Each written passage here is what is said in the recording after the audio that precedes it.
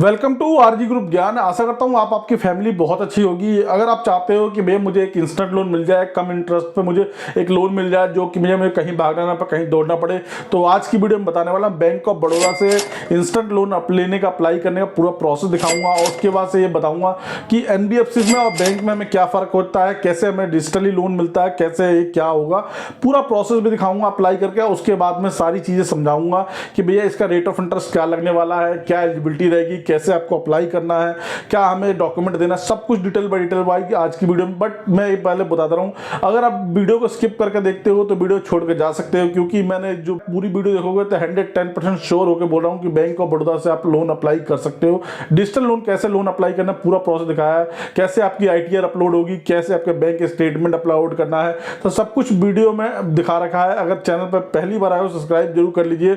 और देखिए मैं बता दूं एनबीएफसी से और बैंक्स का क्या फायदा होता है कि देखिए एनबीएफसी हमें इंस्टेंट लोन देती है, बट उसका रेट ऑफ इंटरेस्ट हमें बहुत ज़्यादा हाई देखने को मिल जाता है। मैक्सिमम 20% से लेकर 36% का रेट ऑफ इंटरेस्ट मिलता है, क्योंकि एनबीएफसी भाई जो लोन कंपनियां होती है, एनबीएफसी जो होती हैं भाई, ये बैंक से ही पैसा उठाती है, उसके बाद से मैं पब्लिक को लोन प्रोवाइड करती है। और जो बैंक्स होती हैं भैया, ये आपको सीधे सीधे कंज्यूमर लोन देती हैं, जो कि पर्सनल लोन देती हैं। उस केस में भाई आपका थोड़ा सा रेट ऑफ इंटरेस्ट कम देखने को मिल जाता है। कुछ कुछ बैंक हैं जो कि डिजिटल लोन प्रोवाइड करते हैं, जैसे कि बीओबी फाइनेंस जो है भाई, आपको सिंपली तरीके से इंस्टेंट लोन प्रोवाइड करती है। तो आज की वीडियो में इसी को अप्लाई करने का पूरा प्रोसेस दिखाऊंगा। मैं एक चीज और कहना चाहूंगा, अगर आपका इससे डिक्लाइन हो जाता है, देखिए इसमें मैं पहले बता रहा हूँ, अगर आपकी सिविल खराब है तो भैया इसमें मत अप्लाई करना, क्योंकि भाई कम से कम आपकी 700 प्लस सिविल होगी, 750 के लगभग होगी, तब जाके इसमें अप्लाई करना, नहीं तो मत करना।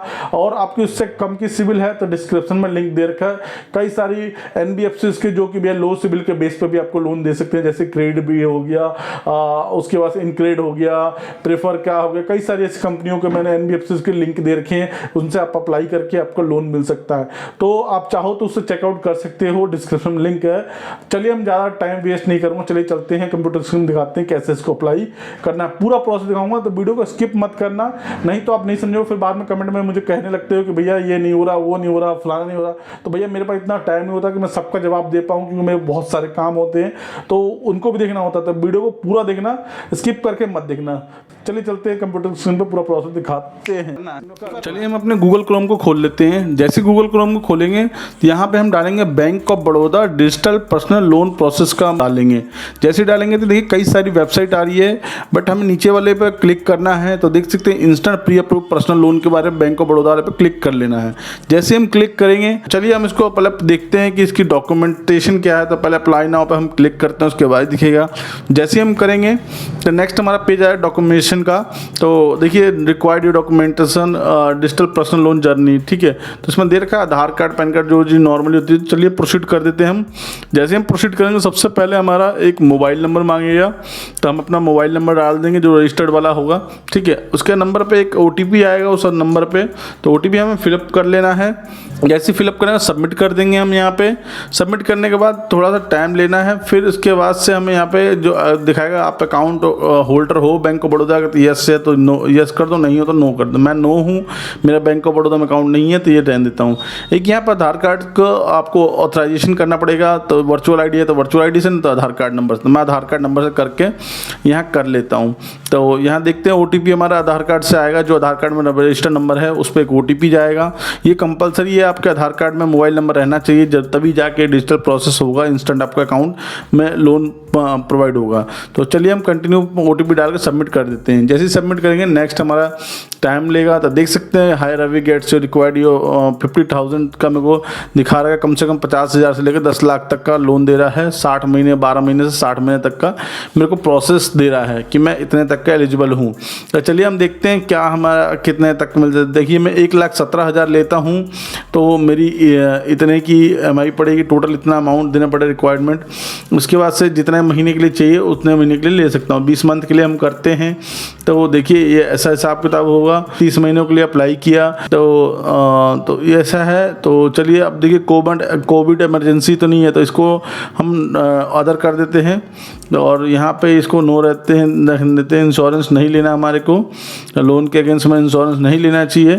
तो ये देखिए आई एग्री करके policy I am residence for Indian ये करके प्रोसीड कर देते हैं हम। जैसे हम प्रोसीड करेंगे तो हमारा सबसे पहले देखिए ये बेसिक डिटेल मांगेगा, आपकी जो भी नाम वगैरह वगैरह है। तो जैसे कि मेरा नाम शुरू में मैंने फिलअप कर लिया था तो वो फिल है, जो फिल नहीं है तो उसे फिलअप करना पड़ा। जैसे कि मेरे को अपना पैन नंबर फिलअप करना है तो मैं अपना पैन नंबर डाल रहा हूँ। अगर आपके पास पैन नंबर आपका अपना डालना होगा, यहाँ पे आपको ईमेल आईडी डाल लेनी है। तो आपकी जो रजिस्टर्ड ईमेल आईडी हो वो डाल लेना है, ईमेल आईडी डाल लेना सही, क्योंकि आगे फ्यूचर में वो आपकी कभी भी कोई स्टेटमेंट आती है, कोई कुछ होता है तो उसमें आएगी। तो इस चीज़ का ध्यान रखना, सही ईमेल आईडी डालना। उसके बाद से सैलड हो तो सैलड कर दो, नॉन सैलड हो तो नॉन सैलड कर दो। तो मैं नॉन सैलड कर देता हूँ, ठीक है। उसके बाद से हम यहाँ पे देख सकते हैं कैटेगरी सेलेक्ट कर लेंगे। तो आप कौन सी कास्ट से हो, बैकवर्ड से हो, अदर से हो, जो भी हो आप वो सेलेक्ट कर सकते हो। तो मैं इसको ये कर देता हूँ। उसके बाद से अदर हम कर देंगे, ये कर देंगे सेंटर कास्ट, सॉरी जनरल कर देते हैं। रिलीजन में आप कर दो जो हिंदू हो, सिख हो, ईसाई हो, जो भी हो आप। तो मैं हिंदू हूँ तो हिंदू सेलेक्ट करके ये हम कर देते हैं। यहाँ पे आप मैरिड हो तो मैरिड कर दो, अनमैरिड हो तो अनमैरिड कर दो। यहाँ फादर का नेम आपको फिलअप करना है। मेरा जो फादर नेम है वो फिलअप कर रहा हूँ, मैं अपने पापा जी का नाम। आपका जो हो आप सही से फिलअप करना। और देखिए यहाँ पे मेरा एड्रेस परमानेंट वाला पहले से फिलअप दिखा रहा है ऑलरेडी। सारा कुछ जो मेरा आधार कार्ड पे है वो सब कुछ इसने उठा लिया ऑलरेडी। तो हम इसको रख के नीचे हम आ जाते हैं। चलिए हम इसको नीचे करते हैं। यहाँ पे देखिए परमानेंट रेजिडेंस एड्रेस सेम कर देना है। जो भी आपका परमानेंट एड्रेस सेम है तो सेम कर दो, नहीं है तो आप वो कर सकते हो, चेंज कर सकते हो। और उसके बाद से आप यहाँ पे देख सकते हैं जो भी आपके वो ब्रांच होगी उसको हम सेलेक्ट कर लेते हैं। ब्रांच नेम है जो भी बीओबी की, तो उसे आप सेलेक्ट कर लीजिए। जो भी आपके दिल्ली में, मैं तो दिल्ली से हूँ, आप यूपी से, बिहार से, बंगाल से, गुजरात से, जहाँ से भी हो ईटीसी, तो वो सेलेक्ट करके हम प्रोसीड कर देना है। तो मैं प्रोसीड करने के बाद देख सकते हैं यहाँ बिजनेस डिटेल मांग रहा है। मैं ऑलरेडी आपको बता चुका हूँ कि नॉन सैलरीड हूँ। तो आपका जो भी बिजनेस है उसको आपको मेंशन करना है, या आपकी कंपनी है कि दुकान है, आप किस चीज़ का काम करते हैं, तो सब कुछ आपको फिलअप कर लेना। किस कास्ट में, किस कैटेगरी में आप आते हैं तो वो आपको फिलअप कर लेना है। तो मेरा एक्चुअल बैंकिंग सेक्टर का काम है तो मैं अदर डाल देता हूँ, इसमें नाम नहीं आ रहा था। तो यहाँ पे ये अदर्स करके हम यहाँ पे देखते हैं बैंकिंग सेक्टर का आ रहा है तो ठीक है, नहीं तो हम अदर ही लास्ट हम फिलअप कर रहने देंगे, अदर कर देते हैं।